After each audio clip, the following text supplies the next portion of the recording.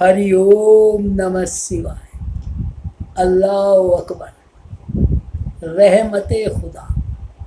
वाहे गुरु वाहे गुरु। मेरे प्यारे प्यारे रहनुमाओ,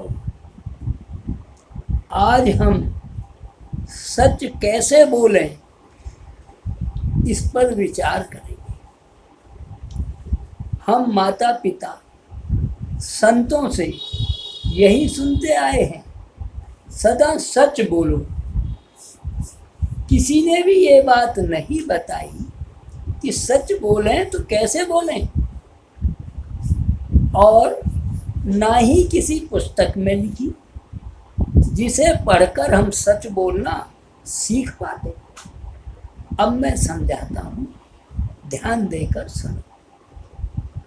पहले ये जानना होगा कि सच क्या है। जब हमें यही पता नहीं सच क्या है तो इसके बारे में बोलना चालना तो बात की बात रही। पहले ये जानना होगा कि सच क्या है, तभी तो बोलेंगे। दूसरे, सच के लाभ व हानि जानने होंगे। इसके बोलने से लाभ है या हानि, क्योंकि हानि तो कोई लेने को तैयार नहीं, लाभ के तो सभी जो हैं मानने को तैयार है। लाभ वाली चीज तो जरूरी है। तीसरे, प्राणी सच के स्थान पर झूठ बोलना कहाँ से सीखता है, इस बात का भी पता लगाना हो। ये तीन बातें जानकर ही सही रास्ता मिलेगा, ताकि हम आगे बढ़ सकें। सच क्या है, इस पर विचार करते हैं। सच केवल ईश्वर है। सच केवल ईश्वर है, साकार या निराकार, जैसा भी प्राणी मान ले। से सभी जोड़े में है, वो सिंगल नहीं है। सत्य ने झूठ को अपना गुरु माना हुआ है, क्योंकि झूठ के साथ लगने से ही सत्य को लोगों ने जाना। झूठ ने सत्य को जन्म दिया और उसका मान भी बढ़ाया। बिना झूठ के सत्य का किसी को पता ही नहीं था, ज्ञान ही नहीं था। नंबर 2, सत्य से लाभ व हानि पर विचार। ध्यान से सुनो। आप लड़के या लड़की की शादी में सच बोल कर देखो, शादी हो जाएगी क्या?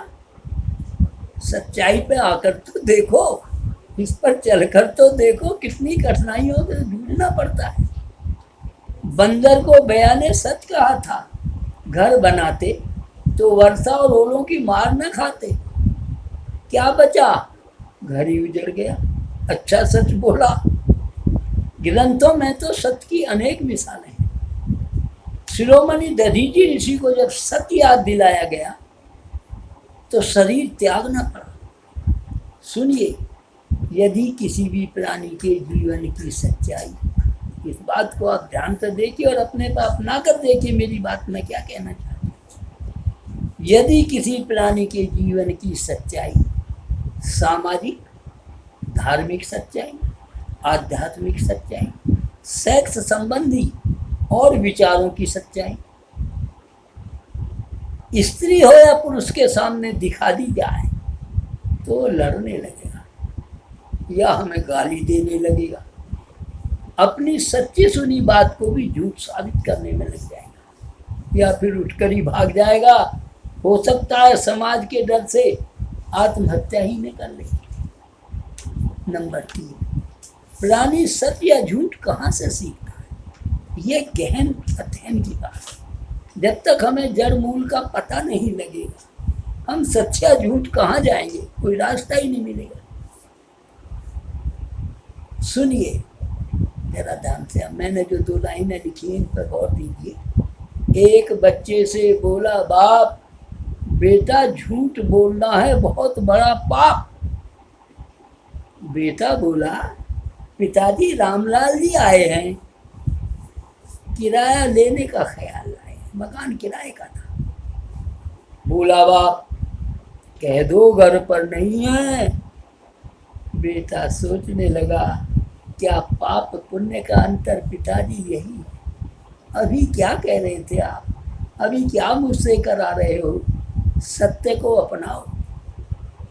अब आप सभी को पता तो लग गया होगा प्राणी झूठ बोलना कहाँ से और कैसे सीखता है, और बाद में करत करत अभ्यास के जड़मति होत सुजान, वो भी एक चतुर आदमी बन जाता है।